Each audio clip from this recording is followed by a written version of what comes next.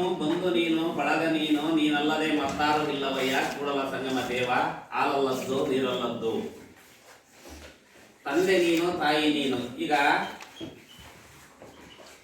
ನಾವು ದೇವರನ್ನ ಹೆಂಗೆ ನಂಬಬೇಕಪ್ಪ ಅಂತಂದ್ರೆ, ಒಬ್ಬ ವ್ಯಕ್ತಿಯನ್ನ ನಂಬಬೇಕಾದ್ರೆ ಪೂರ್ಣ ಪ್ರಮಾಣವಾಗಿ ಆ ವ್ಯಕ್ತಿಯನ್ನು ನಂಬಬೇಕು. ಆವಾಗ ನಾವು ಅವನ ಕಡೆಯಿಂದ ಏನಾದ್ರೂ ಸಾಧನೆಯನ್ನು ಮಾಡ್ಕೊಳ್ಳಿಕ್ಕೆ ಸಾಧ್ಯ. ತಂದೆ ನೀನು, ತಾಯಿ ನೀನು, ಬಂಧು ನೀನು, ಬಳಗ ನೀನು, ಆ ರೀತಿಯಲ್ಲಿ ನಾವು ನಂಬಿದಾಗ ದೇವರನ್ನ ನಾವು ದೇವರಿಂದ ಪ್ರತಿಫಲ ಪಡಿತೀವಿ. ಅಂದ್ರೆ ದೇವಸ್ಥಾನಕ್ಕೆ ಹೋಗ್ಬಿಟ್ಟು ಸುಮ್ಮನೆ ಕಾಟಾಚಾರಕ್ಕೆ ಹೋಗೋದು, ಕೈ ಮುಯ್ಯಬೇಕು. ನಾವು ಕೈ ಮುಯ್ಯೋದು ದೇವ್ರ ಹತ್ರ ನಿಂತಿರ್ತೀವಿ, ಬೇರೆ ಎಲ್ಲೋ ಏನೋ ಯೋಚನೆ ಮಾಡ್ತೀವಿ. ಅವಾಗ ನಾವು ದೇವರಿಂದ ಆಶೀರ್ವಾದವನ್ನು ಪಡೆಯಲಿಕ್ಕೆ ಸಾಧ್ಯತೆ ಇಲ್ಲ. ತಂದೆ ನೀನು, ತಾಯಿ ನೀನು, ಬಂಧು ನೀನು, ಬಳಗ ನೀನು, ಇದು ದೇವರಲ್ಲಿ ಮಾಡಿಕೊಂಡ ಭಕ್ತನ ಆತ್ಮಾರ್ಪಣ ಭಾವವನ್ನು ಪ್ರತಿಬಿಂಬಿಸುತ್ತದೆ. ದೇವರಲ್ಲಿ ಒಬ್ಬ ಮನುಷ್ಯ ಪೂರ್ಣ ಪ್ರಮಾಣವಾಗಿ ಅವನಿಗೆ ಶರಣಾಗಿ ಬಿಡ್ಬೇಕು. ದೇವರಿಗೆ ಎಲ್ಲ ನೀನೇಯಪ್ಪ, ನೀನು ಹಾಲಲ್ಲ ಹಾಕು, ನೀರಲ್ಲಾದ್ರೂ ಹಾಕು, ನಾನು ನಿನ್ನನ್ನು ನಂಬಿದ್ದೀನಿ ಅನ್ನುವ ರೀತಿಯಲ್ಲಿ ಶರಣಾಗಬೇಕು. ಭಕ್ತನಾದವನು ತನ್ನನ್ನೇ ದೇವರಿಗೆ ಸಮರ್ಪಿಸಿಕೊಂಡಾಗ ಅವನಿಗೆ ತಂದೆ, ತಾಯಿ, ಬಂಧು, ಬಳಗ ಎಲ್ಲವೂ ದೇವರೇ. ಯಾವ ಪ್ರಮಾಣದಲ್ಲಿ ನಾವು ದೇವರನ್ನ ಬೇಡ್ಕೋಬೇಕು? 4 ಕಣೆ ಊದ್ಬತ್ತಿ, 50 ಕರ್ಪೂರ, 10 ರೂಪಾಯಿ ತೆಂಗಿನಕಾಯಿ ತಗೊಂಡೋಗಿ ಕೊಟ್ಬಿಟ್ಟು ಮಂಗಳಾರತಿ ಮಾಡಿಸಿ ನನಗೊಂದು 50 ಲಕ್ಷ ರೂಪಾಯಿ ಲಾಟರಿ ಹೊಡೆಯಕ್ಕೆ ಸಾಧ್ಯತೆ ಇದೆಯಾ? ಇಲ್ಲ. ಆ ರೀತಿ ಭಕ್ತನಾದನಿಗೆ ದೇವರನ್ನು ಬಿಟ್ಟರೆ ಅವನ ಸಂರಕ್ಷಕನಾಗೂ ಇಲ್ಲ. ದೇವರು ತನ್ನನ್ನು ಹಾಲಲ್ಲಾದರೂ ಒದ್ದಲಿ, ನೀರಲ್ಲಾದರೂ ಒದ್ದಲಿ ಎಂದು ಭಕ್ತ ತನ್ನ ಸಂಪೂರ್ಣವಾಗಿ ಸಮರ್ಪಿಸಿಕೊಂಡಾಗ ತನ್ನ ಆಪತ್ತು, ಸುಖ, ದುಃಖಗಳು, ಚಿಂತೆ ದೇವರದೇ ಹೊರತು ಭಕ್ತನದಲ್ಲ. ಹಾಗಾದಾಗ ಭಕ್ತನು ತಾಯಿಯ ರಕ್ಷಣೆಯಲ್ಲಿರುವ ಬೆಕ್ಕಿನ ಮರಿಯಂತೆ ನಿಶ್ಚಿಂತೆಯಲ್ಲಿ ಇರಬಹುದು. ಉದಾಹರಣೆ ಕೊಟ್ಟರು ಬಸವಣ್ಣನವರು. ಏನಂತ? ತಾಯಿಯ ರಕ್ಷಣೆಯಲ್ಲಿರುವಂತಹ ಬೆಕ್ಕಿನ ಮರಿ. ನೀವು ನೋಡಿರ್ತೀರಿ, ನಿಮ್ಮ ಮನೆಗಳಲ್ಲಿ ಬೆಕ್ಕು ಮರಿ ಹಾಕಿರುತ್ತೆ. ಅದು ಒಂದು ಕಡೆಯಿಂದ ಬೆಕ್ಕಿನ ಮರಿಯಿಂದ ಇನ್ನೊಂದು ಕಡೆ ಸಾಗಿಸ್ತಾ ಇರುತ್ತೆ. ಎಷ್ಟು ಜನ ನೋಡಿದ್ರಿ? ಕೈ ಎತ್ರಿ. ಯಾವ ರೀತಿ ಸಾಗಿಸುತ್ತದು? ಆ ಬೆಕ್ಕಿನ ಮರಿಯನ್ನ ಬಾಯಲ್ಲಿ ಕಚ್ಕೊಂಡು, ಅಂದ್ರೆ ಮರಿ ಬೆಕ್ಕಿಗೆ ಕಳಿಸ್ರಿ, ಯಾವುದೇ ತೊಂದರೆ ಆಗದೇ ಇರೋ ರೀತಿಯಲ್ಲಿ ಒಂದು ಕಡೆಯಿಂದ ಮತ್ತೊಂದು ಕಡೆಗೆ ಸುರಕ್ಷಿತವಾದಂತಹ ಸ್ಥಳಕ್ಕೆ ತಗೊಂಡು ಇಡುತ್ತೆ. ಆದ್ರೆ ಕೋತಿ ಮರಿ ನೋಡಿದಿರಾ? ಕೋತಿ ಮರಿ ಸಣ್ಣ ಮರಿ ಇದ್ದಾಗ ತಾಯಿ ಮರಿ ಏನ್ ಮಾಡುತ್ತದು? ಕೋತಿ ಮರಿನೇ ತಾಯಿ ಮರಿಯನ್ನು ಔಚ್ಕೊಂಡಿರ್ಬೇಕು. ಯಾಕೆಂತಂದ್ರೆ ಅಲ್ಲಿ ತಾಯಿ ಮರಿದ ಏನು ಪಾತ್ರ ಇಲ್ಲ. ಅದೊಂದು ಮರದಿಂದ ಒಂದು ಮರಕ್ಕೆ, ಒಂದು ಮರದಿಂದ ಒಂದು ಮರ ತೆಗಿತಾ ಹೋಗುತ್ತೆ. ಆದ್ರೆ ಆ ಕೋತಿ ಮರಿ ಇರುತ್ತಲ್ಲ, ಅದು ತನ್ನ ತಾಯಿಯ ಹೊಟ್ಟೆಯನ್ನು ತಪ್ಪಿಕೊಂಡು ಸುರಕ್ಷಿತವಾಗಿರೋ ಜವಾಬ್ದಾರಿ ಮರಿದಾಗಿರುತ್ತೆ. ಆದ್ರೆ ಇಲ್ಲಿ ಬೆಕ್ಕಿನಂದು ತಾಯಿದೇ ಹೊಣೆ ಹೊರತು ಮರಿ ಬೆಕ್ಕಿನದು ಏನು ಇರೋದಿಲ್ಲ. ಅಂದ್ರೆ ಅದರ ಅರ್ಥ, ನಮ್ಮನ್ನ ನಾವು ದೇವರಿಗೆ ಸಮರ್ಪಿಸಿಕೊಂಡಾಗ, ನಾವು ಪೂರ್ಣ ಪ್ರಮಾಣವಾಗಿ ದೇವರಲ್ಲಿ ನಾವು ಶರಣಾಗತಿ ಆದಾಗ ಬೆಕ್ಕಿನ ಮರಿಯಂತೆ ನಾವು ಇರಲಿಕ್ಕೆ ಸಾಧ್ಯತೆ ಇದೆ ಅನ್ನುವಂಥ ಉದಾಹರಣೆ. ಬೆಕ್ಕಿನ ಮರಿ ನಡೆಯಲಾರದಷ್ಟು ಚಿಕ್ಕದಾಗಿ ಇನ್ನು ಕಣ್ಣು ಬಿಡದೆ ಇರುವಾಗ ಅದನ್ನು ಒಂದು ಕಡೆಯಿಂದ ಮತ್ತೊಂದು ಸುರಕ್ಷಿತ ಸ್ಥಳಕ್ಕೆ ತಾಯಿ ಬೆಕ್ಕೆ ಸಾಗಿಸುತ್ತಿರುತ್ತದೆ. ಕಚ್ಕೊಂಡು ಹೋಗುತ್ತೆ ಬಾಯಲ್ಲಿ, ಹೌದಲ್ವಾ? ನೋಡಿರ್ತೀರಿ.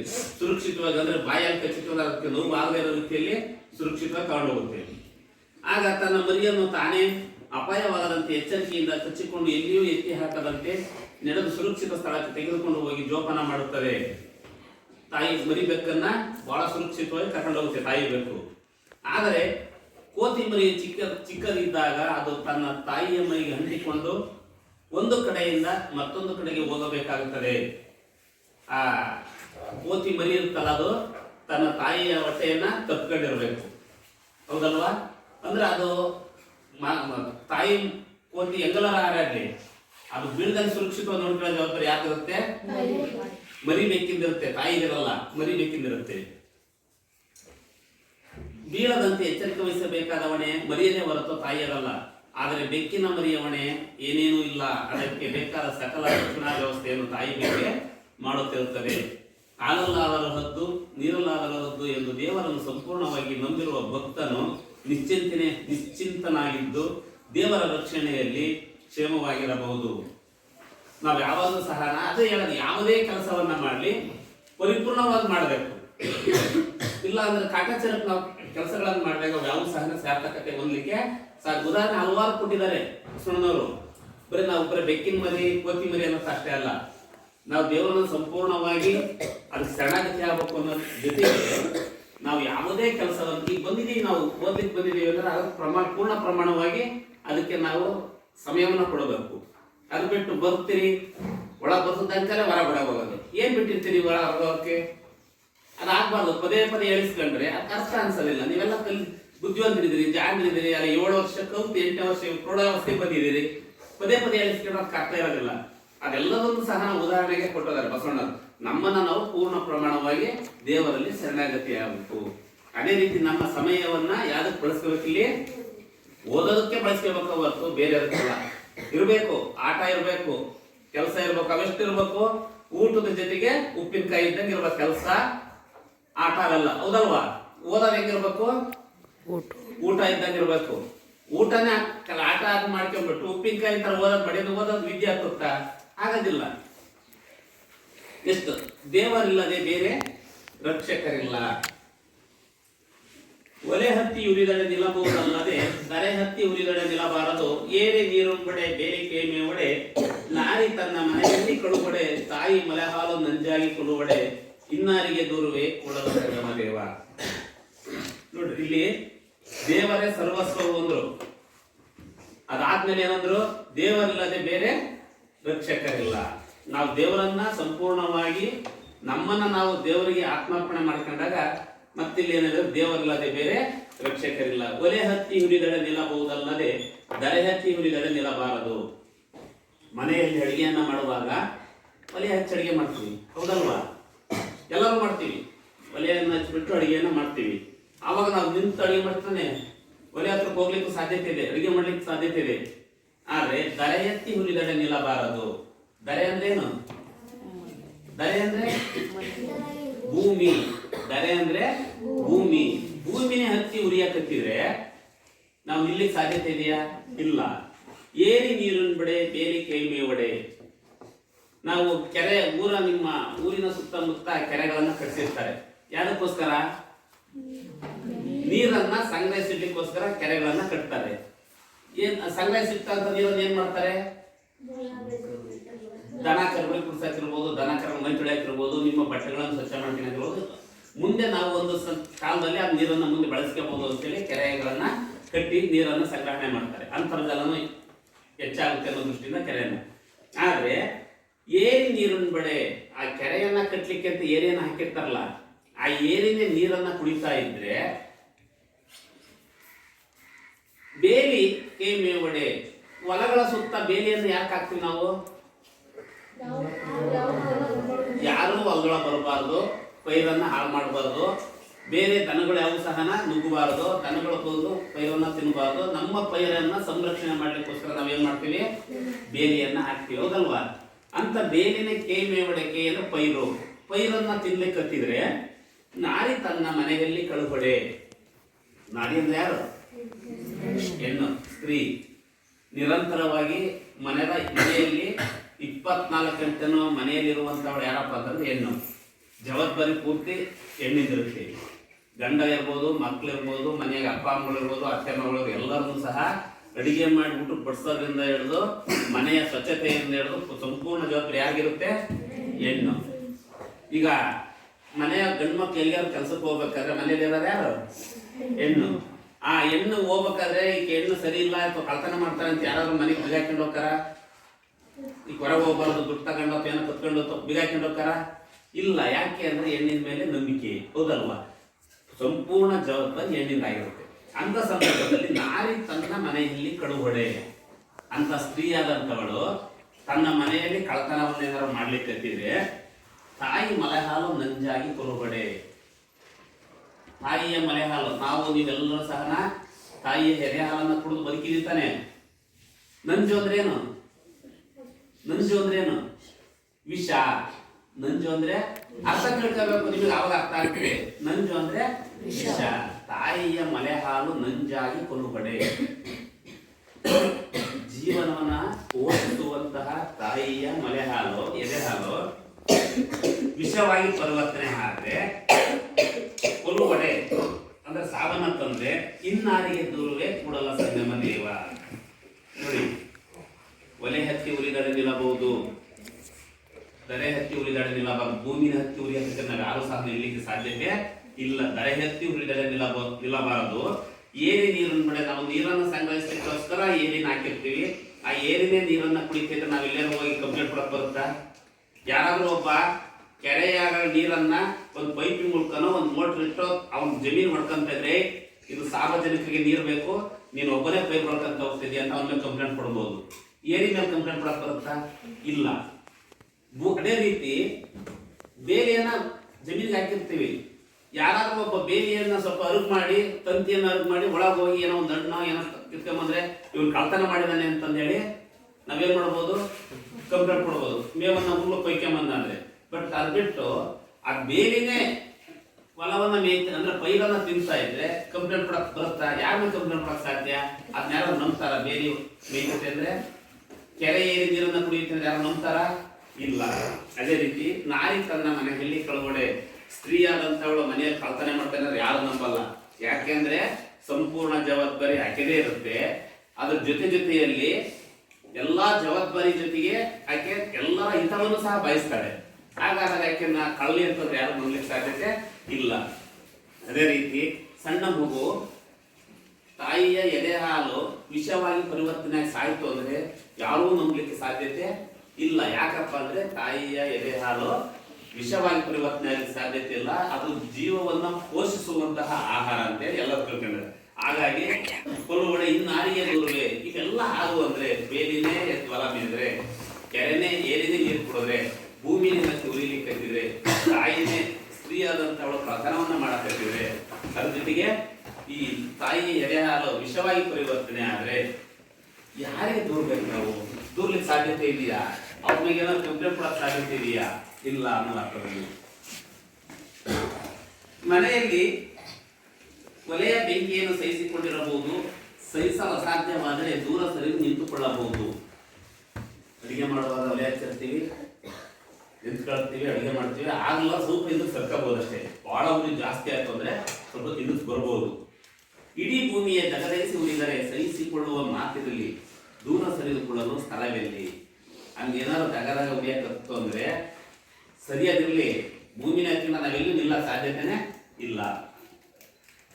ಏರಿಯನ್ನು ಹಾಕುವುದು ನೀರನ್ನು ಒಂದು ಕಡೆ ಸೇಕರಿಸಿ ಬಯಸಿದಾಗ ಬಳಸಿಕೊಳ್ಳುವುದಕ್ಕೆ. ಆದರೆ ನೀರನ್ನು ಸಂರಕ್ಷಿಸಬೇಕಾದ ಏರಿಯೇ ನೀರನ್ನು ಕುಡಿದು ಹಾಕಿದರೆ ಗತಿ ಏನು? ಏರಿನ ನೀರನ್ನು ಸಂಗ್ರಹಿಸಲಿಕ್ಕೋಸ್ಕರ ಏರಿ ಹಾಕಿರ್ತೀವಿ, ಅಂತ ಏರಿನೇ ನೀರನ್ನು ಕುಡಿದ್ರೆ ಗತಿ ಏನು? ಅದೇ ರೀತಿ ಹೊಲದ ಸುತ್ತ ಬೇಲಿಯನ್ನು ಹಾಕುವುದು ಪ್ರಾಣಿಗಳು ಬೆಳೆಯನ್ನು ಹಾಳು ಮಾಡಿಯಾವು ಎಂಬ ಭಯದಿಂದ. ಆದರೆ ಸಂರಕ್ಷಣೆಗಾಗಿ ನಿರ್ಮಿಸಿದ ಬೇಲಿಯೇ ಬೆಳೆಯನ್ನು ತಿಂದು ಹಾಕಿದರೆ ಗತಿ ಏನು? ನಾವು ಯಾವುದನ್ನ ಸುರಕ್ಷಿತವಾಗಿರುತ್ತೆ ಅಂತ ಮಾಡಿರ್ತೀವೋ ಅದರಿಂದ ನಮಗೆ ನಷ್ಟ ಆಗುತ್ತೆ ಅಂದ್ರೆ ಮತ್ತೆ ಯಾರ ಗತಿ ಏನಂಗಾದ್ರೆ? ಮನೆಯ ಆಗುವವುಗಳು ಸುಖ ದುಃಖಗಳು ನೋಡಿಕೊಳ್ಳುವುದು ಮನೆಯಲ್ಲಿರುವ ಸ್ತ್ರೀಯರ ಕರ್ತವ್ಯ. ಅಂಥಗಳೇ ಮನೆಯಲ್ಲಿರುವ ವಸ್ತುಗಳನ್ನು ಆರಂಭಿಸಿದರೆ ಗತಿ, ಅಪಹರಿಸಲು ಅಂದ್ರೆ ಕದಿಯಲು ಆರಂಭಿಸಿದರೆ ಗತಿಯಂತೂ. ತಾಯಿಯ ಮಲೆಯ ಹಾಲು ಮಗುವಿನ ಶರೀರವನ್ನು ಪೋಷಿಸುವ ಶಕ್ತಿ ಹೊಂದಿದೆ. ಆದರೆ ಶರೀರ ಪೋಷಕವಾಗಬೇಕಾದ ಹಾಲೇ ವಿಷವಾಗಿ ಶರೀರ ನಾಶವಾದರೆ ಯಾರನ್ನು ದೂರುವುದು? ಸಂರಕ್ಷಣೆಯನ್ನು ಮಾಡುವಂತಹದ್ದು. ಈಗ ಯಾರಾದ್ರೂ ಮಗು 2 ಜನ ಮಕ್ಕಳು ಬೇರೆ ಬೇರೆ ಕಡೆ ಹೋದಾಗ ಬೇರೆ ಮಕ್ಕಳು ಹೊಡೆದಾಡ್ತದಾವೆ ಅಂದ್ರೆ, ಯಾರಾದ್ರೂ ಮಗು ಚೇಷ್ಟೆ ಮಾಡಿದಾಗ ಹೊಡಿತಂದ್ರೆ ಅದು ಯಾರ ಹತ್ರ ಬರುತ್ತೆ? ಅಮ್ಮನ ಹತ್ರ ಬರುತ್ತೆ. ಬೇರೆಯವ್ರ ಮೇಲೆ ಕಂಪ್ಲೇಂಟ್ ಮಾಡಕ್ಕೆ. ಅಪ್ಪ ಹೊಡೆದ್ರೆ ಯಾರ ಹತ್ರ ಹೋಗುತ್ತೆ? ಅಣ್ಣ ಅಥವಾ ತಮ್ಮ ಯಾರು ಹೊಡೆದ್ರೆ ಯಾರ ಹತ್ರ ಹೋಗುತ್ತೆ? ಅಮ್ಮನ ಹತ್ರ ಹೋಗುತ್ತೆ. ಅಂತ ಅಮ್ಮನೇ ವಿಷ ಅಂತೇಳಿ ಬಾಯಿಸಿದ್ರೆ ಯಾರಿಗೆ ಹೋಗ್ಲಿಕ್ಕೆ ಸಾಧ್ಯ? ಅಂತವ್ರೆ ನಮ್ಮ ಹಿತಕ್ಕೆ ಧಕ್ಕೆಯನ್ನುಂಟು ಮಾಡುವುದಾದರೆ, ದೂರನ್ನು ತೆಗೆದುಕೊಂಡು ಹೋಗುವುದಾದರೂ ಇನ್ನಾರ ಹತ್ತಿರ ಎಲ್ಲದಕ್ಕೂ ನಾವು ಹೋಗದೇ ತಾಯಿ ಹತ್ರ. ಅಂತ ತಾಯಿ ಎದೆ ಹಾಲೆ ವಿಷ ಆಗುತ್ತೆ ಅಂದ್ರೆ ಇನ್ಯಾರ ಹತ್ರ ಹೋಗ್ಲಿಕ್ಕೆ ಸಾಧ್ಯತೆ ಇದೆ? ದೇವರು ನಮ್ಮ ಸಂರಕ್ಷಕ, ನಮ್ಮ ಹಿತವನ್ನು ಬಯಸುವವನು. ಅವನೇ ಮೇಲೆ ತಿಳಿಸಿದಂತೆ ಭಕ್ಷಕ ಅಹಿತಕಾರಿಯಾದರೆ ಇನ್ನಾರನ್ನು ದೂರಬೇಕು, ಯಾರ ಹತ್ತಿರ ದೂರನ್ನು ತೆಗೆದುಕೊಂಡು ಹೋಗಬೇಕು ಎಂದು ದೇವರನ್ನೇ ಪ್ರಶ್ನಿಸುತ್ತಿದ್ದಾರೆ ಇಲ್ಲಿ ಬಸವಣ್ಣನವರು. ದೇವರಿಗೆ ಪ್ರಶ್ನೆಯನ್ನ ಹಾಕ್ತಿದ್ದಾರೆ ಬಸವಣ್ಣನವರು. ಹಿಂಗೆಲ್ಲ ಪ್ರಕೃತಿ ದತ್ತವಾಗಿ ಏನಂತ ಆಗ್ಬೇಕು ಅದೇನೇ ಪ್ರಕೃತಿಯ ವಿರುದ್ಧವಾಗಿ ನಡೀತಾ ಅಂದಾಗ ನಾವು ಯಾರನ್ನ ದೂರಿಸ್ಬೇಕು, ಯಾರ ಹತ್ರ ದೂರ ಕೊಡಬೇಕು ಅಂತೇಳಿ ದೇವರನ್ನೇ ಪ್ರಶ್ನೆಯನ್ನ ಮಾಡಿದ್ದಾರೆ. ಒಳ್ಳೆಯ ವಿಷಯದತ್ತ ಗಮನ. ಅತ್ತಲಿತ್ತಲು ಹೋಗದಂತೆ ಎಳವನ ಮಳೆಯ ತಂದೆ, ಸುತ್ತಿ ಸುಳಿದು ನೋಡದಂತೆ ಹಂದಕನ ಮಳೆಯ ತಂದೆ, ಮತ್ತೊಂದ ಕೇಳದಂತೆ ಕಿವಡನ ಮಾಡಯ್ಯ ತಂದೆ, ನಿಮ್ಮ ಶರಣರ ಪಾದವಲ್ಲದೆ ಅನ್ಯ ವಿಷಯ ತಿಳಿಸಿದಂತಿರಿಸು ಕೂಡಲ ಸಂಗಮ ದೇವ. ಅತ್ತಲಿತ್ತಲು ಹೋಗದಂತೆ ಎಳವನ ಮಾಡಯ್ಯ ತಂದೆ, ಸುತ್ತಿ ಸುಳಿದು ನೋಡದಂತೆ ಹಂದಕನ ಮಾಡಯ್ಯ ತಂದೆ, ಮತ್ತೊಂದ ಕೇಳದಂತೆ ಕಿವುಡನ ಮಾಡಯ್ಯ ತಂದೆ, ನಿಮ್ಮ ಶರಣರ ಪಾದವಲ್ಲದೆ ಅನ್ಯ ವಿಷಯ ತಿಳಿಸಿದಂತಿರಿಸು ಕೂಡಲ ಸಂಗಮ ದೇವ. ಬಸವಣ್ಣವ್ರು ಹೇಳಿದ್ರು, ಏನ್ ಹೇಳಿದ್ರು? ಕಾಯಕವೇ ಅಂದ್ರೆ ಏನದ ಅರ್ಥ? ದುಡಿದು ತಿನ್ನಬೇಕು ಅನ್ನುವಂತ ಮಾತನ್ನ ಹೇಳಿದ್ರು, ಹೌದಲ್ವಾ? ಮತ್ತೇನಿಲ್ಲ ಹಿಂಗೆ ಹೇಳಿದ್ರು, ಅತ್ತಲಿತ್ತಲು ಹೋಗದಂತೆ. ಎಳವ ಅಂದ್ರೆ ಏನು? ಕುಂಟ, ಕಾಲಿಲ್ಲದೆ ಇರೋ ರೀತಿಯಲ್ಲಿ ಮಾಡುವಂತ. ಒಂದು ವಚನದಾಗ ಹೇಳ್ತಾರೆ ದುಡಿದು ತಿನ್ಬೇಕು ಕಾಯ ಕೈಯಲ್ಲಿ, ಅಂದ್ರೆ ಇಲ್ಲಿ ಅತ್ತಲಿತ್ತಲು ಹೋಗದಂತೆ ಎಳವನ ಮಾಡಯ್ಯ ಅಂದ್ರೆ ಮತ್ತದು ಸರಿನಾ? ಆವತ್ತದಲ್ಲಿ ಎಲ್ಲ ಅವರು ಕಾಲಿಲ್ಲದೆ ಇರೋ ರೀತಿಯಲ್ಲಿ ಮಾಡುವಂತೆ ಎಲ್ಲ. ಅತ್ತಲಿತ್ತಲು ಹೋಗದಂತೆ ಅಂದ್ರೆ ಕೆಟ್ಟದ್ದರ ಕಡೆ ಹೋಗದಂತೆ, ಕೆಟ್ಟ ವಿಷಯದ ಕಡೆ ಗಮನ ಹರಿಸದಂತೆ, ಕೆಟ್ಟದ್ದನ್ನ ನೋಡದೇ ಇರೋ ರೀತಿಯಲ್ಲಿ ಅಂತ ಇಲ್ಲಿ ಹೇಳಿರೋದು. ಅತ್ತಲಿತ್ತಲು ಹೋಗದಂತೆ ಎಳವನ ಮನೆ. ಅಲ್ಲಿ ಏನೋ ಒಂದು ಕೆಟ್ಟದ್ದು ಆಗ್ತಾ ಇದೆಯಪ್ಪ ಅಂದ್ರೆ ಮನಸ್ಸು ಏನ್ ಮಾಡ್ತೈತೆ? ಅಲ್ಲಿ ಏನೋ ಒಂದು ನಡೀತೀರಿ ಅಂತ ಹೋಗೋಣ ಅಂತ ಮನಸ್ಸು ಹೇಳ್ತಿರುತ್ತೆ. ಆವಾಗ ಕಾಲುಗಳು ಅಲ್ಲಿ ಕರ್ಕೊಂಡು ಹೋಗ್ತವೆ. ಅದಕ್ಕೆ ಅವೇನ್ ಮಾಡಿದ್ರು ಬಸವಣ್ಣನವರು? ಮನಸ್ಸು ನಮ್ದೇನು ಸದೃಢಗೊಂಡಿಲ್ಲ ಅಂದ್ರೆ ಕೆಟ್ಟದ್ದನ್ನ ನೋಡಬಾರ್ದು, ಕೆಟ್ಟದ್ದನ್ನ ಕೇಳಬಾರ್ದು, ಕೆಟ್ಟದ ಕಡೆ ಹೋಗ್ಬಾರ್ದು ಅನ್ನುವಂತಹ ಗಟ್ಟಿ ಮನಸ್ಸು ನಮಗಿನ್ನೂ ಬಂದಿಲ್ಲ. ಅದಕ್ಕಾಗಿ ನಮ್ಮ ಮನಸ್ಸು ಏನ್ ಮಾಡುತ್ತೆ? ಆ ಕಡೆ ಹೋಗ್ಬೇಕು ಅನ್ಸುತ್ತೆ. ಅದಕ್ಕೆ ಬಸವಣ್ಣವ್ರು ಏನ್ ಮಾಡಿದ್ರು? ಮನಸ್ಸು ಏನಾದ್ರು ಹೇಳಪ್ಪ, ಕೆಟ್ಟದ್ರ ಕಡೆ ಹೋಗದೇ ಇರೋ ರೀತಿ ನನ್ನ ಎಳವನನ್ನ ಮಾಡು, ಕಾಲಿಲ್ದರನ್ನ ಮಾಡುವಂತಲ್ಲ. ಅದರ ಅರ್ಥ ದುಡಿದೇರಾಗಿ ಮಾಡುವಂತಲ್ಲ, ಕೆಟ್ಟದ್ರ ಕಡೆ ಹೋಗದೇ ಇರೋ ರೀತಿಯಲ್ಲಿ ನನ್ನ ಎಳವನನ್ನಾಗಿ ಮಾಡು. ಸುತ್ತಿ ಸುಳಿದು ನೋಡದಂತೆ ಹಂದಕನ ಮಾಡಯ್ಯ ತಂದೆ. ಅಲ್ಲಿ ಏನೋ ಐತಪ್ಪ, ನೋಡ್ಬೇಡ್ರಿ ಅಲ್ಲಿ ಹೋಗಿ.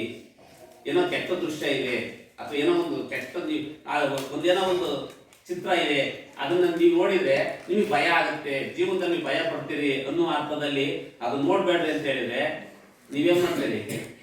ಅದನ್ನೇ ಅಲ್ಲಿ ಮೇಷನ ನೋಡ್ಬಾರ್ದು ಅಂತ ಹೇಳಿದ್ರೆ ಅದನ್ನ ನೋಡ್ಲೇಬೇಕು ಅಂತ ಹೋಗ್ತೀರಿ, ಹೌದಲ್ಲ? ಅದಕ್ಕೆ ಇಲ್ಲಿ ಏನ್ ಮಾಡಿದ್ರು?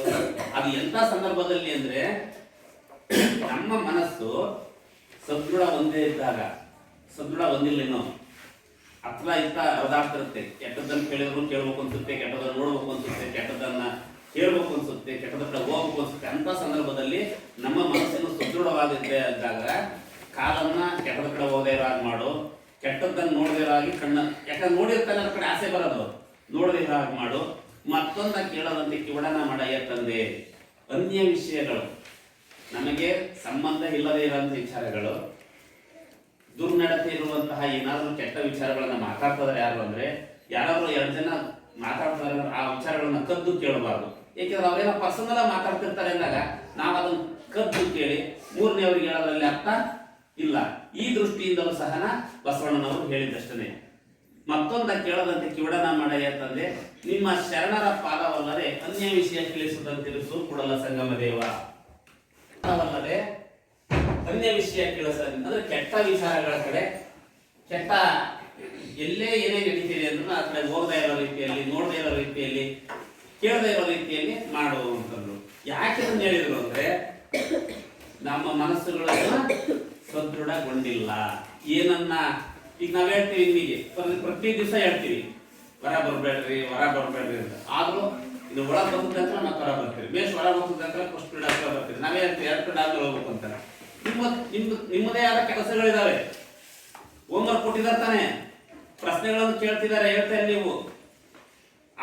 8 ಸಬ್ಜೆಕ್ಟ್ಗಳು ಇದಾವೆ, ಅದ್ರ ಮಧ್ಯೆ ಮತ್ತೆ ವಚನನೂ ಇದೆ, ಬೇಕಾದಷ್ಟು ವಿಷಯಗಳಿತ್ತು. ಅವ್ನು ಓದೋದು ಬಿಟ್ಟು ನೀವೇ ಮಾಡ್ತೀರಿ, ಕರೆಕ್ಟ್ಕೊಂಡು ಬಿಡಬೇಕು. ಯಾಕೆ ಅಲ್ಲ, ನಮಗೆ ಮೇಷಗಳು ಹೊರ ಹೋಗ್ತಂದ್ರೆ ಹೊರ ಬರ್ತೀರಿ. ಯಾಕೆ? ನಿಮಗಿನ ಆ ಗಟ್ಟಿತನ ಬಂದಿಲ್ಲ. ನಾನು ಓದಬೇಕು, ಮುಂದಿನ ಅವಧಿಯಲ್ಲಿ ಯಾವ ಕ್ಲಾಸ್ ತರಗತಿ ಇದೆ, ನಿನ್ನೆ ಇಂಗ್ಲಿಷ್, ಮುಂದಿನ ಪೀರಿಯಡ್ ಇಂಗ್ಲಿಷ್ ಇದೆ ಅಂದ್ರೆ ನಿನ್ನೆ ಯಾವ ಪಾಠ ಮಾಡಿದ್ರು, ಇವತ್ತು ಏನ್ ಮಾಡ್ಬೋದು, ಅವಕಾಶ ತಾನೆ ನೋಡಕ್ಕೆ. ನಿನ್ನೆ ಈಗ ನೆಕ್ಸ್ಟ್ ಪೀರಿಯಡ್ ಯಾವ್ದಿದೆ, ಕನ್ನಡ ಇದೆ, ನಿನ್ನೆ ಯಾವ ಪಾಠ ಮಾಡಿದ್ರು, ಇವತ್ತು ಯಾವ ಮಾಡ್ಬೋದು, ನಾಳೆ ಇವತ್ತು ನೀವು ಫಸ್ಟ್ ಏನೇ ನೋಡ್ಕೊಂಡ್ರೆ ಶಿಕ್ಷಕರು ಹೇಳಿದ ವಿಷಯಗಳು ಜೊತೆಗೆ ನೀವು ನೋಡ್ಕೊಂಡಾಗ 100ಕ್ಕೆ 100% ಸಹ ನಿಮ್ಮ ತಲೆಯಲ್ಲಿ ಉಳಿಲಿಕ್ಕೆ ಸಾಧ್ಯತೆ ಇದೆ. ಅದು ಬಿಟ್ಟು ಮೇಷೋಸ್ಕೂಲ ಹೋಗ್ತಿದೆ ಅಂದ್ರೆ ನೀವು ನಾವ್ ಹೇಳೋದನ್ನು ಕೇಳಲ್ಲ, ಎಷ್ಟೊತ್ತು ಹೋದರೂ ನಾನು ಮರ ಹೋಗ್ಬೇಕು ಅನ್ನೋದು ಕುಳಿತಾ ಬರ್ತಾ ಇರುತ್ತೆ. ಹಾಗಾಗ್ಬಾರ್ದು. ಅದಕ್ಕೆ ಇಲ್ಲಿ ಬಸವಣ್ಣನವರು ಆ ಯಾವ್ಯಾವ ಕಡೆ ಇರುತ್ತೋ ಅದನ್ನ ಕೆಟ್ಟದ ಕಡೆ ಹೋಗದೇ ಇರೋ ರೀತಿಯಲ್ಲಿ, ಕೆಟ್ಟದನ್ನ ನೋಡದೇ ಇರೋ ರೀತಿಯಲ್ಲಿ, ಕೆಟ್ಟದನ್ನ ಕೇಳದೇ ಇರೋ ರೀತಿಯಲ್ಲಿ ಮಾಡಿಬಿಟ್ರೆ ಅವಾಗ ನಮ್ಮ ಮನಸ್ಸು ಆ ಕಡೆ ಹೋಗೋದಿಲ್ಲ, ಅರಿಯೋದಿಲ್ಲ ಅಂತೇಳಿ ಹೇಳಿದ ಅಷ್ಟೇ. ಇದು ದೇವರಲ್ಲಿ ಬಸವಣ್ಣನವರು ಮಾಡಿಕೊಂಡ ಪ್ರಾರ್ಥನೆ. ಬಸವಣ್ಣನವರೇ ಏಕೆ ಶಿವಪಥದಲ್ಲಿ ಹಿಡಿಯಿಟ್ಟಿರುವ ಪ್ರತಿಯೊಬ್ಬ ಮಾನವನು ಅವಶ್ಯವಾಗಿ ಮಾಡಲೇಬೇಕಾದ ಪ್ರಾರ್ಥನೆ. ಒಂದು ಕೊಳದ ತಳಭಾಗ ಕಣ್ಣಿಗೆ ಕಾಣಬೇಕಾದರೆ ಆ ಕೊಳದ ನೀರು ಸ್ವಚ್ಛವಾಗಿರಬೇಕಲ್ಲದೆ ಮುಖ್ಯವಾಗಿ ಅಲೆಗಳು ಕೊಡೋದು. ಒಂದು ಯಾವ್ದಾದ್ರು ಡ್ರಮ್ಮಲ್ಲಿ ಅಥವಾ ಒಂದು ತೊಟ್ಟಿಯಲ್ಲಿ ನೀರನ್ನು ಹಾಕ್ತೀವಿ. ಈಗ ಬಗ್ಗಿ ಹೊಡೆದಾಗ ಅದ್ರೊಳಗೆ ತಳಗ ಏನೇನು ಐದೆ ಅಂತ ಕಾಣಿಸ್ತೀವಿ. ಅದೇನಾದ್ರು ಸ್ವಲ್ಪ ನೀರಿಗೆ ಅಲ್ಲಾಡ್ತಾ ಇದ್ರೆ ಅಥವಾ ಒಂದು ಕಲ್ಗಿಲ್ಲ ಹಾಕಿದ್ರೆ ತಳ ಕಾಣುತ್ತಾ? ಇಲ್ಲ. ನೋಡ್ರಿ, ನಮ್ಮ ಮನಸ್ಸನ್ನ ಒಂದು ಕೊಳಕ್ಕೆ ಹೋಲಿಸಿದರೆ ಬಸವಣ್ಣನವರು. ನಮ್ಮ ಮನಸ್ಸು ಹೆಂಗಪ್ಪ ಅಂದ್ರೆ ಈಗ ಹೇಳ್ತಿರಲ್ಲ, ಕೆಟ್ಟದ್ದನ್ನು ನೋಡಬಾರ್ದು, ಕೆಟ್ಟದನ್ನ. ನಮ್ಮ ಮನಸ್ಸಿಗೆ ಏನಾಗುತ್ತೆ ಅಂತಂದ್ರೆ ಬಹಳ ಈಗ ಮಾಸ್ಟರ್ ಹೇಳ್ತಾರೆ ವಚನನ, ಕೆಟ್ಟದ್ದು ಮಾಡಬಾರ್ದು ಅಂತ ಹೇಳಿದ್ದಾರೆ, ಕಳ್ತನ ಮಾಡಬಾರ್ದು ಅಂತ ಹೇಳಿದ್ದಾರೆ, ಸುಳ್ಳು ಹೇಳಬಾರ್ದು ಅಂತ ಹೇಳಿದ್ದಾರೆ, ಕೆಟ್ಟದ್ದನ್ನು ನುಡಿಬಾರ್ದು, ಬೇರೆಯವ್ರಿಗೆ ಎದುರು ಮಾತಾಡಬಾರ್ದು ಅಂತ ಹೇಳಿದ್ದಾರೆ, ಬೇರೆಯವ್ರಿಗೆ ಸಿಟ್ಟು ಮಾಡಬಾರ್ದು ಅಂತ ಹೇಳಿದ್ದಾರೆ. ಈಗ ಹೊರಗೆ ಬರಬಾರ್ದು ಅಂತ ಹೇಳಿದರೆ ಮುಂದೆ ಹೋಗಬಾರ್ದು ಅಂತ ನಿಮ್ಮ ಮನಸ್ಸಿಗಿರುತ್ತೆ. ಮತ್ತಲ್ಲಿ ಏನೋ ಸ್ವಲ್ಪ ನಿಮಗೆ ಬೇರೆ ಮಕ್ಕಳು ಯಾರು ಹೊರಗೆ ಕಾಣ್ತು ಅಂದ್ರೆ ನಾನು ಹೋಗ್ಬೇಕು ಅಂತ ಮನಸ್ಸು ಬರುತ್ತೆ. ಅಂದ್ರೆ ನಿಮ್ಮ ಮನಸ್ಸು ಅಂದ್ಕೊಂಡಿರುತ್ತೆ. ಅಲ್ಲಿ ಯಾರ ಮಾತಾಡೋದು ಏನಾಗುತ್ತೆ ಅಂದ್ರೆ ನಿನ್ನ ಮನಸ್ಸಿಗೆ ಒಂದು ಕಲ್ಲು ಹೋದಂಗೆ, ಅಂದ್ರೆ ಒಳಕ್ಕೆ ಒಂದು ಕಲ್ಲು ಆಗ್ತಿದೆ, ಅಲ್ಲಿ ಏನೋ ಸೌಂಡ್ ಆಗ್ತಾ ಇದೆ, ಏನೋ ಗಲಾಟೆ ಆಗ್ತೈತೆ, ಹೋಗ್ಬೇಕು ಅಂತ ಬರುತ್ತೆ ಅಲ್ವಾ. ಅದಕ್ಕೆ ಇಲ್ಲಿ ಬಸವಣ್ಣನವರು ಒಳಕ್ಕೆ ಹೋಲಿಸಿದರೆ ಸ್ವಚ್ಛವಾಗಿರಬೇಕಲ್ಲದೆ ಅದು ನೀರು ಸ್ವಚ್ಛವಾಗಿದ್ದರಷ್ಟೇ ತಳ ಕಾಣೋದು. ಅಲ್ಲಾಡ್ತಾ ಇರೋದು ಅಷ್ಟೇ ಮುಖ್ಯ ಅಲ್ಲ, ನೀರು ಸ್ವಚ್ಛವಾಗಿದ್ದ ತಳ ಕಾಣುತ್ತೆ, ಅದ್ರ ಜೊತೆಗೆ ಅಲ್ಲಾಡ್ದಂಗೂ ಇರಬೇಕಾಗುತ್ತೆ.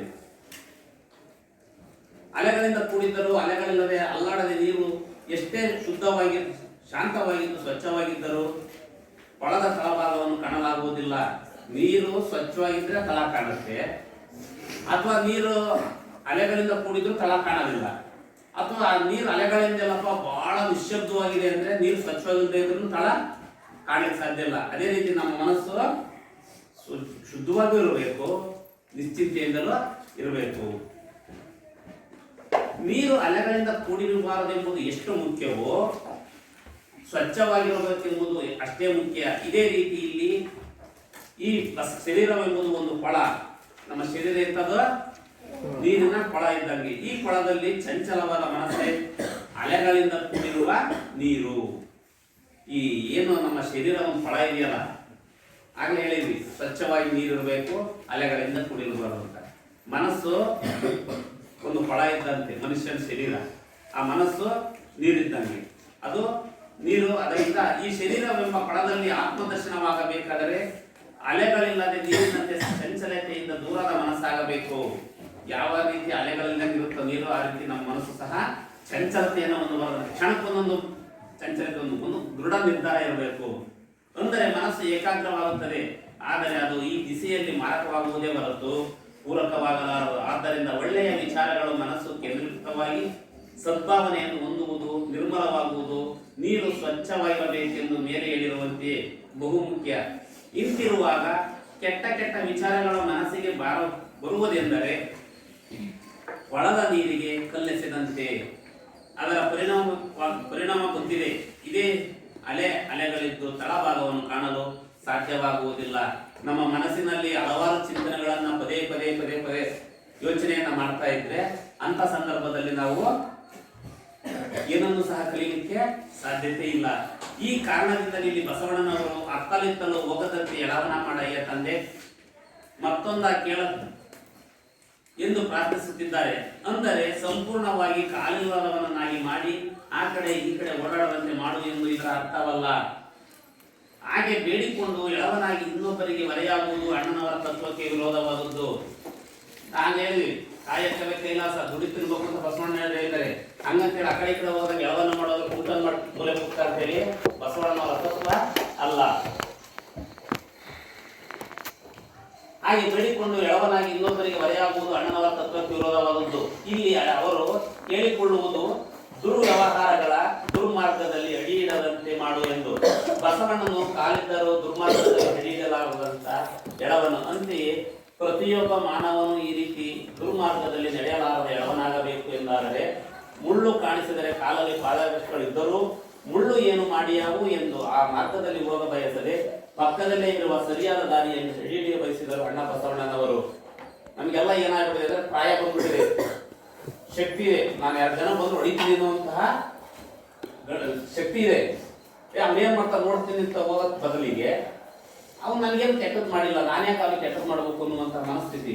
ನಾವು ಚಪ್ಪಲ್ ಹಾಕಿದಿರ್ತೀವಿ, ಕಾಲಲ್ಲಿ ಮುಳ್ಳು ಇದಾವೆ, ಆದ್ರೂ ಆ ಮುಳ್ಳನ್ನು ಸೈಡ್ಗೆ ಹಾಕಿ ದಾರಿಯಲ್ಲಿ ಹೋಗ್ಬೇಕು ನಾವು.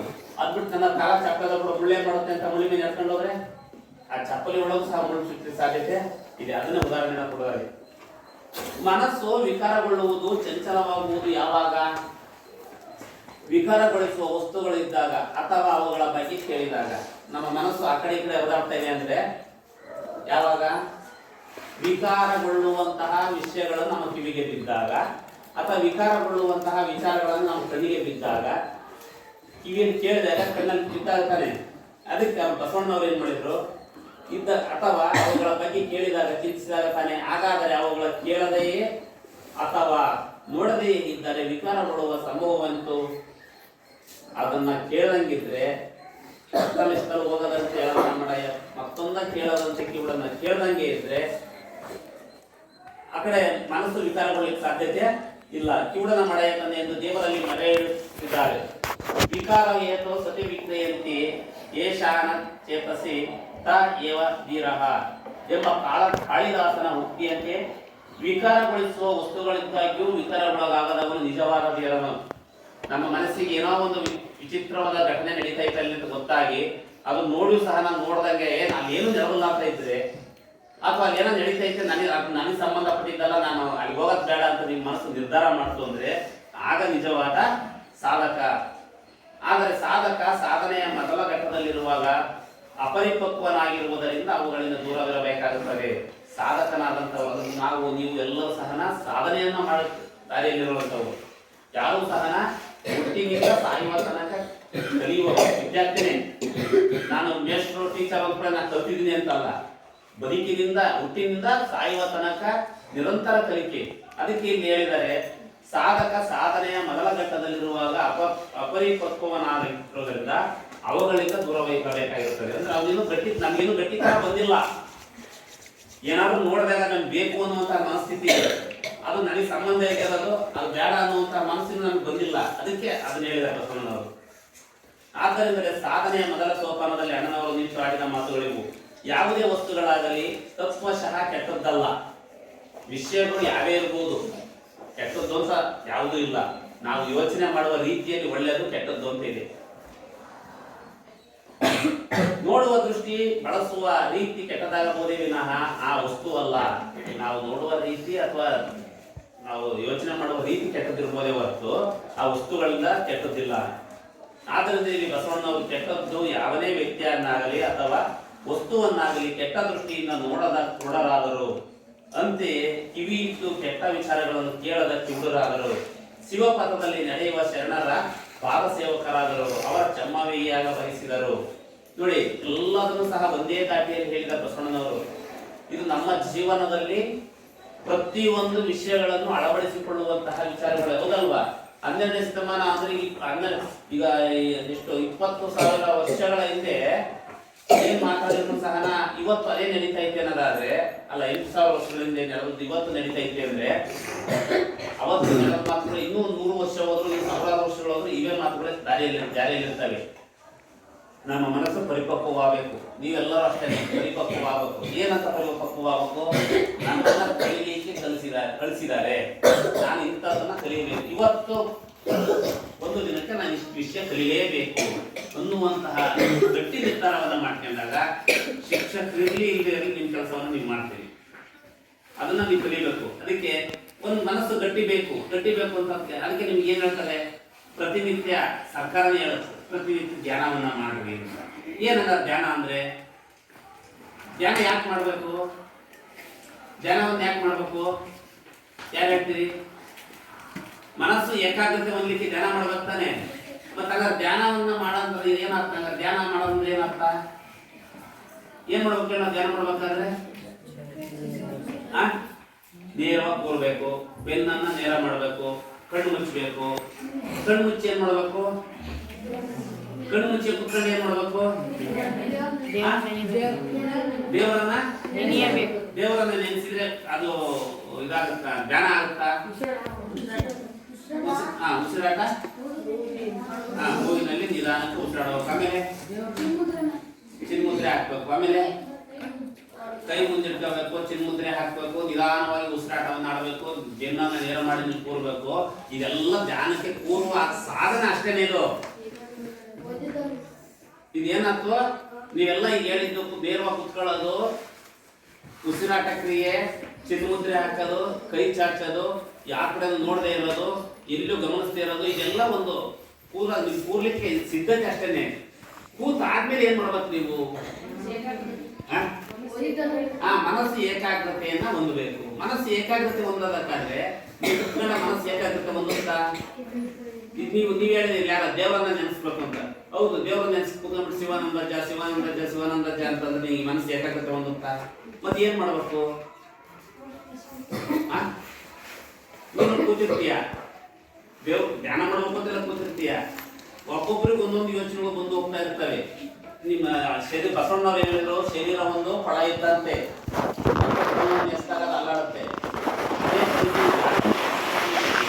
ಬೇರೆ ವಿಚಾರಗಳು ಬರ್ತವೆ. ಆ ವಿಚಾರಗಳು ಹೆಂಗೆ ಏನಂತ ಅದು ಕಲ್ಲು ಇದ್ದಂಗೆ, ನೀರಿಗೆ ತಳಕ್ಕೆ ಹೆಂಗೆ ಕಲ್ಲು ಹಾಕ್ತಾರೋ ಹಂಗೆ ನಿಮ್ಮ ಮನಸ್ಸಿಗೆ ವಿಚಾರಗಳು, ಬೇರೆ ಬೇರೆ ವಿಚಾರಗಳು ಬರೋವು ಸಹ ಕಲ್ಲನ್ನ ಎಸೆದಂತೆ.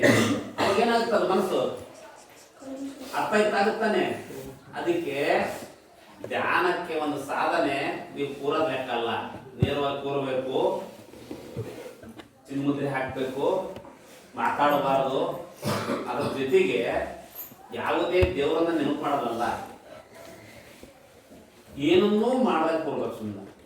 ಸುಮ್ಮನೆ ಕೂರ್ಬೇಕು, ಯಾವ ದೇವರನ್ನು ನೆನಪು ಮಾಡ್ಕೋಬಾರ್ದು. ಧ್ಯಾನ ಕುತ್ಕೊಂಡ್ಬಿಟ್ಟು ನೀವು ದೇವರು ನೆನಪು ಮಾಡ್ಕೋಬಾರ್ದು ಅಂತ ಹೇಳಿದ್ರೆ ಸುಮ್ಮನೆ ಕೂತಿರ್ತೀರಿ. ಕೂತಾಗ ನಿಮಗೇನೋ ಒಂದು ಮನಸ್ಸಿಗೆ ಬರುತ್ತೆ. ಏನ್ ಬರುತ್ತೆ? ನಿಮ್ಮ ನೆಂಟರು ಬರಂಗ, ಅಥವಾ ನಿಮ್ ಬೀಗ ಯಾರು ನಿಮ್ಮ ಮನೆಗೆ ಬಂದಂಗ ಬರುತ್ತೆ. ಅದಕ್ಕೆ ಬೀಗರು ಬಂದ್ರು, ಏನ್ ತಂದಿದ್ರು, ನನಗೆ ತಿನ್ನ ಕೊಟ್ಟ ರುಚಿ ಇತ್ತ, ಅದನ್ನೆಲ್ಲ ಯೋಚನೆ ಬರ್ತಾ ಹೋಗುತ್ತೆ. ಅದಕ್ಕೆ ನೀವೇನ್ ಮಾಡ್ಬೇಕಪ್ಪ ಅಂದ್ರೆ, ನಿಮ್ಮ ಮನಸ್ಸಿಗೆ ಏನಾದರೂ ವಿಚಾರಗಳು ಬಂದ್ರೆ ಅದಕ್ಕೆ ಮರು ಪ್ರಶ್ನೆಯನ್ನ ಹಾಕೋಬಾರ್ದು ಮನಸ್ಸಲ್ಲಿ. ಈಗ ಯಾರೋ ಬೀಗರು ಬಂದಾರೆ ಅಂತ ಮನಸ್ಸಿಗೆ ಬಂದ, ಬರ್ಲಿ ಬಿಡೋ, ಸುಮ್ಮನೆ ಬರ್ಲಿ ಬಿಡೋದು ಅಂದ್ಕೋಬಾರ್ದು, ಸುಮ್ಮನೆ ಕೂರ್ಬೇಕು. ಅದು ಬಿಟ್ಟು ನೀವು ಬೀಗರು ಬಂದಾರೆ, ಅವ್ರು ಏನ್ ತಂದಿದ್ದಾರೆ, ಉಂಡಿ ತಂದಾರ ಅಲ್ಲ, ಹೌದಲ್ವಾ? ಆ ಉಂಡೆ ತಂದ್ರೆ ಯಾವ ಉಂಡೆ ತಂದಾರೆ? ಆ ಉಂಡೆ ಹೆಂಗೆ ಅಂದ್ರೆ ಪ್ರಶ್ನೆಯನ್ನ ಹಾಕಿ ಧ್ಯಾನಕ್ಕೆ ಕೂತಾಗ ನೀವು ಪ್ರಶ್ನೆಯನ್ನ ಹಾಕಿದ್ರೆ ಮರು ಪ್ರಶ್ನೆಯನ್ನ ಮಾಡಿದಾಗ ಅದು ಉತ್ತರ ಹುಡುಕಿಂತವರ ನೀವು ಧ್ಯಾನ ಆಗಲ್ಲ. ಸ್ವಚ್ಛವಾದ ನೀರಿಗೆ ಕಲ್ಲನ್ನು ಎಸ್ದಾಗ ಹೆಂಗ ಅಲ್ಲಾಡುತ್ತಾ ನಿಮ್ಮ ಮನಸ್ಸು ಅಲ್ಲಾಡ್ತಿರುತ್ತೆ. ನೀವೇನ್ ಮಾಡ್ಬೇಕು? ಏನೇ ವಿಚಾರಗಳ ಬಂದ್ರು ಅದರ ಬರುತ್ತೆ ಹೋಗುತ್ತೆ, ಸುಮ್ಮನೆ ಕೂತಿರ್ಬೇಕು ಅಷ್ಟೇನೆ. ಅಂದ್ರೆ ಯಾವ ವಿಚಾರ ತಲೆಗೆ ಬಂದ್ರು ಮರು ಪ್ರಶ್ನೆ ಹಾಕ್ತಾ ಇದ್ರೆ ಆ ವಿಷಯ ಮುಂದಕ್ಕೆ ಹೋಗೋದಿಲ್ಲ, ಹೌದಲ್ವಾ? ಮುಂದಿನ ಪೀರಿಯಡ್ ಮಂಜುಳಾ ಮೇಡಮ್ ಅವ್ರು ಬರ್ತಾರೆ, ಪದ್ಯ ಕಂಠಪಾಠ ಹೇಳಿದ್ದಾರೆ, ಕಂಠಪಾಠ ಕೇಳ್ತಾರೆ, ಬರುತ್ತೆ ಮನಸ್ಸಿಗೆ. ನಾನು ಏನ್ ಮಾಡಬೇಕು ಅಂತಂದು ಮತ್ತ ಕಂಠಪಾಠ ಸಲಿಕೆ ಹೋಗ್ತು ಅಂದ್ರೆ ನಿಮ್ಗೆ ಧ್ಯಾನ ಆಗೋದಿಲ್ಲ. ಬರ್ತಾರೆ ಅಂತಂದ್ರೆ ಬರ್ಲಿ, ಕೇಳ್ತಾರೆ ಬಿಡು ಅಂತ ಸುಮ್ಮ ಇರಬೇಕು. ಏನನ್ನು ಮಾಡದೇ ಇರುವುದೇ ಏನು? ಧ್ಯಾನ. ಏನನ್ನು ಮಾಡದೇ ಇರ್ಬೇಕಾದ್ರೆ ನಾವೇನಿರ್ಬೇಕು? ಏನನ್ನು ಯಾರು ಏನನ್ನು ಮಾಡ್ದಂಗೆ ಇರ್ತಾರಪ್ಪ. ಈಗ ನಾನು ಇರಲ್ಲ, ನೀವು ಇರಲ್ಲ ಅಂತ ತಿಳ್ಕೊಳ್ರಿ. ಮತ್ತೆ ಹಂಗಾದ್ರೆ ಏನೂ ಮಾಡ್ದಂಗಿರೋದು ಯಾರು? ಯಾರು? ನಾವ್ ಯಾವಾಗ ಏನೂ ಮಾಡ್ದಂಗೆ ಇರ್ತೀವಿ? ನಾವು ಏನೂ ಮಾಡ್ದಂಗಿರೋದು ಯಾವಾಗ? ಮಲಿದಾಗಲೂ ಸಹ ಧ್ಯಾನ ಮಾಡೋ ಉದ್ದೇಶನೇ ಅದು. ಮಲಿದಾಗಲೂ ನಿಮ್ಮ ಮನಸ್ಸು ಸುಮ್ಮನೆ ಇರಲ್ಲ. ನಿಮ್ಮ ಮನಸ್ಸು ಮಲಿದಾಗಲೂ ಸಹ ನಿರಂತರವಾಗಿ ವರ್ಷದ 365 ದಿವಸ, ದಿನದ 24 ಗಂಟೆನೂ ಪ್ರತಿ ಸೆಕೆಂಡ್ ಸಹ ನಿಮ್ಮ ಮನಸ್ಸು ವರ್ಕನ್ನ ಮಾಡ್ತಿರುತ್ತೆ, ಕೆಲಸವನ್ನ ಮಾಡ್ತಿರುತ್ತೆ. ಅದಕ್ಕೆ ರೆಸ್ಟ್ ಕೊಡಬೇಕು ಅಂದ್ರೆ ಧ್ಯಾನವನ್ನ ಮಾಡೋದು. ಅರ್ಥ ಆಯ್ತಲ್ಲ? ಮಲಿದಾಗಲೂ ಸಹ ನಿಮ್ಗೆ ಕನಸುಗಳು ಬೀಳ್ತಿರ್ತಾನೆ, ಎಲ್ಲಿಗೆ ಹೋಗಿ ಬಂದಂಗೆ ಆಗುತ್ತಾನೆ, ಯಾರನ್ನು ನೋಡ್ದಂಗಾಗುತ್ತೆ. ಇಲ್ಲಿ ಏನೇನ್ ಬೆಳಗ್ಗೆ ಏನಿಲ್ಲಿ ಶಾಲೆಯಲ್ಲಿ ಹೇಳಿರ್ತಾರೆಲ್ಲ ನಿಮ್ಗೆ ನೆನಪು ಬರ್ತಿರುತ್ತೆ. ಅಂದ್ರೆ ನಿಮ್ಮ ಮನಸ್ಸು ಕೆಲಸ ಮಾಡ್ತಿದೆ ಅಂತಾನೆ. ಕೆಲಸ ಏನೂ ಮಾಡ್ದಂಗೆ ಇರ್ಬೇಕು ಅಂದ್ರೆ ಏನ್ ಮಾಡ್ಬೇಕು? ಧ್ಯಾನ ಮಾಡ್ಬೇಕು. ಧ್ಯಾನ ಮಾಡ್ಬೇಕು ಅಂದ್ರೆ ಹೆಂಗಿರ್ಬೇಕು? ಏನನ್ನು ಯೋಚನೆ ಮಾಡ್ದಂಗೆ ಇರ್ಬೇಕು. ಅಂದ್ರೆ ಏನಾಗ್ಬೇಕು ನಾವ್ ಹಂಗಂದ್ರೆ? ಸತ್ತಾರ ಏನಾರು ಯೋಚನೆ ಮಾಡ್ತಾರ? ಸತ್ತರ್ಗೆ ಏನಾರು ಮಾಡಕ್ಕಾಗುತ್ತಾ? ಅದಕ್ಕೆ ಧ್ಯಾನ ಅಂದ್ರೆ ಸತ್ತಂತೆ ಇರುವುದು. ನಾವು ಕೂತಾಗ ಹೆಂಗಿರ್ಬೇಕು? ಸತ್ತಂತೆ ಅಂದ್ರೆ ಅದು ಏನಾರ ವಿಚಾರಗಳು ಬರ್ಲಿ ಸತ್ತರ ಮಕ್ಳು ಮುಂದೆ ಕುತ್ಕೊಂಡು ನೀನ್ ಹಂಗ್ ಮಾಡಿದ್ದೆ ಕಣ್ಲೆ, ನೀನ್ ಹಿಂಗ್ ಮಾಡಿದ್ದೆ ಕಣ್ಲೆ, ನೀನು ಅಯ್ಯಾಗಿದ್ದೆ ಕಣ, ನಾನ್ ಗಂಟು ಹೊಡೆದೆ ಕಣ, ಅಥವಾ ನನಗೆ ಮೋಸ ಮಾಡಿದೆ, ನೀನು 8 ಜನ ಕೊಲೆ ಮಾಡಿದ್ದೆ, ಅವನೇನೆ ಎದ್ದೆ, ನಾನೆಲ್ಲ ಕೊಲೆ ಮಾಡಿದ್ದೆ, ನಾನೆಲ್ಲ ನಿನ್ ಗಂಟು ಹೊಡೆದೆ ಅಂತ ಕೇಳ್ತಾನ? ಇಲ್ಲ. ನೀವು ಧ್ಯಾನಕ್ಕೊಳ್ತಾಗಲ್ಲ ಅಷ್ಟೇನೆ. ಯಾರು ಏನಾರೇ ಮಾತಾಡ್ಲಿ, ಯಾರು ಏನಾರು ಹೇಳಿ, ಅದು ನನಗೆ ಸಂಬಂಧ ಇಲ್ಲದೆ ಇರುವ ವಿಚಾರ ಅಂತೇಳಿ ಧ್ಯಾನಕ್ಕೆ ಹೋದ್ರೆ ಮೊದಲು ಸ್ವಲ್ಪ ದಿವಸ ಮನಸ್ಸಿಗೆ ಬರೋದು ಹೋಗೋದು ವಿಚಾರಗಳು, ಹಲವಾರು ವಿಚಾರಗಳು ಬರ್ತವೆ. ತದನಂತರ ಏನಾಗುತ್ತಪ್ಪ ಅಂದ್ರೆ 15 ದಿವಸ, ತಿಂಗಳು, 2 ತಿಂಗಳು, 3 ತಿಂಗಳು ಆದ್ಮೇಲೆ ನಿಮಗೆ ಧ್ಯಾನ ಅಂತ ಆಗುತ್ತೆ. 10 ನಿಮಿಷ ಕೂತ್ರೆ ಒಂದು 2 ರಿಂದ 3 ನಿಮಿಷ ನಿಮಗೆ ಪ್ರಪಂಚದಾಗ ಅರಿವೇ ಇರೋದಿಲ್ಲ. ಆ 3 ನಿಮಿಷ ನೀವೇನಾದ್ರೂ ಧ್ಯಾನ ಪಡೆದ್ರಿ ಅಂದ್ರೆ ನೀವೇನ್ ಬೇಕಾದ್ರೂ ಸಾಧನೆಯನ್ನ ಮಾಡ್ಬೋದು. ಅದಕ್ಕೆ ನಾವೇನಂತೀವಿ ಧ್ಯಾನ ಅಂತ ಹೇಳ್ತಾ ಇದ್ದೀವಿ. ಧ್ಯಾನ ಅಂತ ಕಣ್ಮುಚ್ಚಿಗೆ ಕೂತ್ಕೊಳ್ಳೋದು ಏನೂ ಮಾಡೋದಿರಲ್ಲ, ಏನೂ ಮಾಡದೇ ಇರುವುದೇ ಸತ್ತಂತಿರುವುದೇ ಧ್ಯಾನ. ಹಂಗಂತ ಕೂತ್ಬಿಟ್ಟು ನಾವು ದೇವರನ್ನೇ ನೆನೆಸ್ಕೊಂತ ಹೋದ್ರೆ ಅದು ಧ್ಯಾನ ಆಗ್ಲಿಕ್ಕೆ ಸಾಧ್ಯ ಇಲ್ಲ. ಧ್ಯಾನ ಮಾಡುವ ಉದ್ದೇಶ ನಮ್ಮ ಮನಸ್ಸಿಗೆ ವಿಶ್ರಾಂತಿ ಕೊಡಬೇಕು ಅಂತ. ಮನಸ್ಸು ಯಾವಾಗಲೂ ಸಹ ಕೆಲಸದಲ್ಲಿ ನಿರತರಾಗಿರುತ್ತೆ ಅಂತಂದು ಗೊತ್ತಾಯ್ತಲ್ಲ. ಅದೇ ರೀತಿ ಬಸವಣ್ಣನವ್ರು ಹೇಳಿರೋದು, ನಾವು ಯಾವಾಗಲೂ ಸಹ ಕೆಟ್ಟದ್ರ ಕಡೆ ಹೋಗಬಾರ್ದು, ಕೆಟ್ಟದ್ದನ್ನ ನೋಡಬಾರ್ದು. ಅಂದ್ರೆ ನಮ್ಮ ಮನಸ್ಸು ಸದೃಢ ಆಗೋವರೆಗೂ ಅತ್ತಲಿತ್ತಲೆ ಹೋಗದಂತೆ, ಕೆಟ್ಟದ್ದನ್ನ ಕೇಳದಂತೆ, ಕೆಟ್ಟದ್ದನ್ನ ನೋಡದಂತೆ, ನಿಮ್ಮ ಶರಣರ ಪಾದವಲ್ಲದೆ ಅನ್ಯ ವಿಷಯ ಕೀಳಿಸದಂತೆ, ಅಂದ್ರೆ ಒಳ್ಳೆಯ ವಿಚಾರಗಳನ್ನ ಬಿಟ್ಟು ಕೆಟ್ಟ ವಿಚಾರಗಳ ಕಡೆ ನನ್ನ ಕಡಿಬಿಡದಂತೆ ಮಾಡುವಂತೇಳಿ ಕೇಳಿದ್ದಾರೆ ಬಸವಣ್ಣನವರು.